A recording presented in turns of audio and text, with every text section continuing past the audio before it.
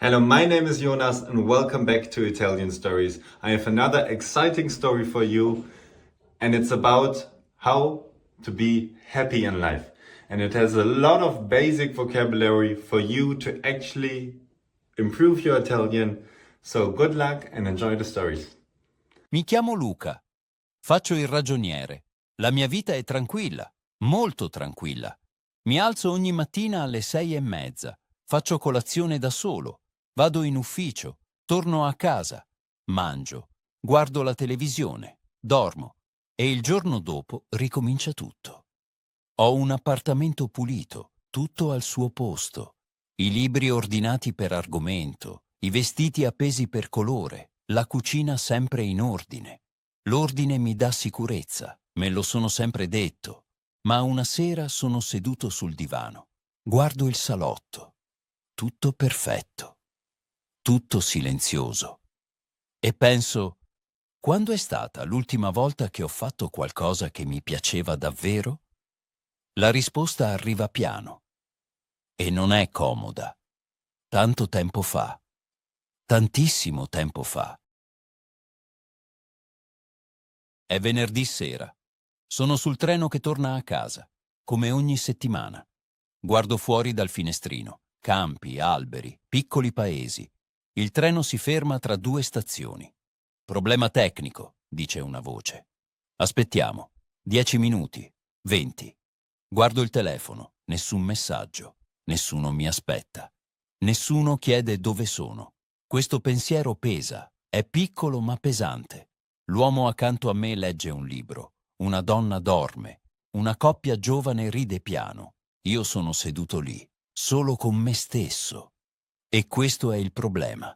Non mi conosco più. Da qualche parte tra il lavoro e la routine mi sono perso. In silenzio, senza accorgermene. Dopo 40 minuti il treno riparte, ma torno a casa diverso da come ero partito.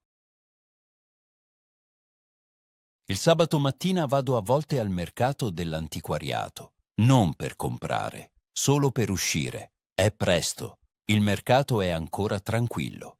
Cammino piano tra i banchi, mobili vecchi, vestiti vecchi, cose vecchie.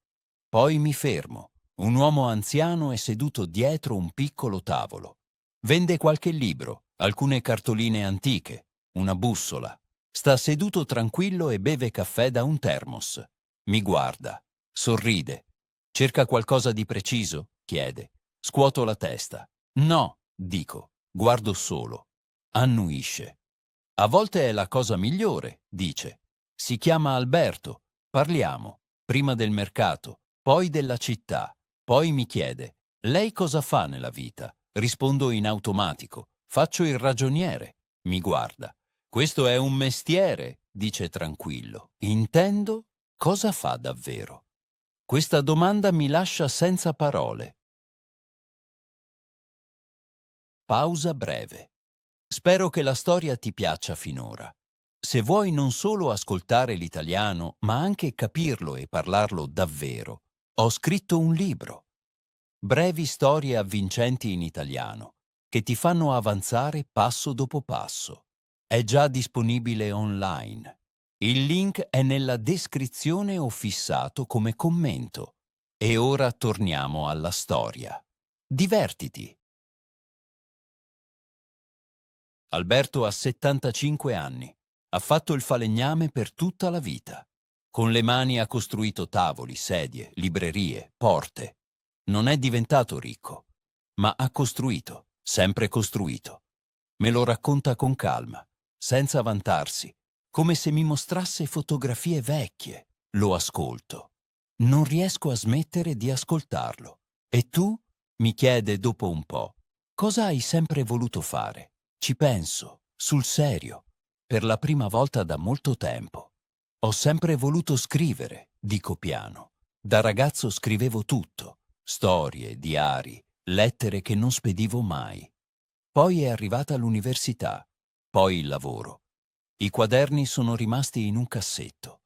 Alberto annuisce piano. La maggior parte delle persone ha un quaderno così, dice. Non di carta. Qui dentro. Indica il petto. e non scrivono mai. Perché no? Chiedo. Aspettano, dice. Cosa aspettano? Chiedo. Niente, dice. Aspettano e basta, finché è troppo tardi. Queste parole mi arrivano dritte, senza filtri.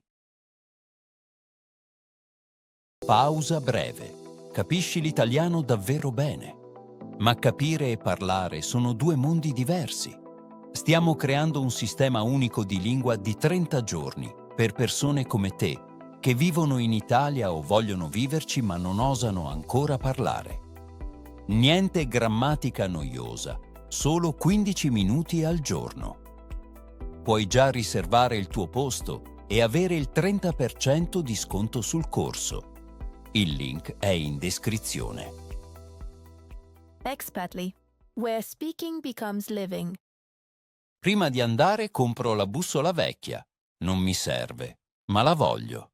Alberto la avvolge in un pezzo di giornale, me la dà, poi mi guarda. Sai a cosa serve una bussola? Chiede. A trovare la direzione, dico. Alberto scuote la testa. Ti ricorda che puoi scegliere una direzione, dice. Non che devi, che puoi. Torno a casa. La bussola è in tasca. Pesa più di quanto sembra, o forse me lo immagino. Mi siedo al tavolo della cucina, apro un cassetto. In fondo c'è ancora il vecchio quaderno. Copertina nera, pagine ingiallite. Lo apro. Le pagine profumano di tempo passato. Le mie storie di quando avevo 16 anni. Personaggi inventati, avventure piccole, dialoghi lunghi. Lo guardo a lungo, poi chiudo il quaderno e prendo una decisione. Domani compro una penna nuova e un quaderno nuovo. Il giorno dopo mi alzo prima del solito. Non faccio colazione a casa. Esco. L'aria è fredda. Le strade sono ancora silenziose. Cammino senza meta. Entro in un piccolo bar che non avevo mai notato. Ordino un caffè. Mi siedo vicino alla finestra. Tiro fuori il quaderno nuovo. Comincio a scrivere quello che vedo. Il barista. La signora con il cane. La luce che entra dalla porta. Le mie frasi sono goffe.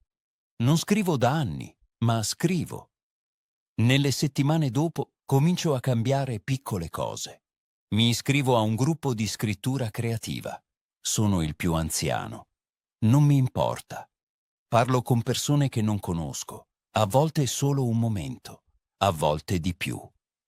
Un sabato torno al mercato. Alberto è al suo posto. Mi vede arrivare. Guarda il quaderno sotto il mio braccio. Annuisce piano, senza dire niente, ma con quel gesto dice tutto.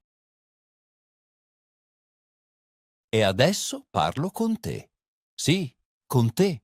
Forse conosci questa sensazione. Guardare la vita da dietro un vetro, aspettare il momento giusto, sentire quella voce che dice «È troppo tardi», «Sei troppo vecchio», «È passato troppo tempo». Forse anche tu hai un quaderno in un cassetto, una chitarra in un angolo, un sogno lasciato lì, fermo, ad aspettare. Allora voglio dirti una cosa, la stessa che Alberto ha detto a me. Il momento migliore per cominciare era molti anni fa, ma il secondo momento migliore è oggi, non domani, non quando hai tempo, non quando sparisce la paura. Oggi, con la paura, con il dubbio, con le frasi goffe. La vita non aspetta, va avanti con te o senza di te, ma puoi unirti. Adesso, con un solo piccolo passo. Apri il cassetto, prendi il quaderno, compra la penna, di sì anche se hai paura. Inizia, solo inizia, è tutto. L'hai fatto molto bene. Ora il prossimo passo è parlare con sicurezza. Prenota il tuo posto nel corso di 30 giorni e ottieni il 30% di sconto. Link in descrizione. Alla prossima!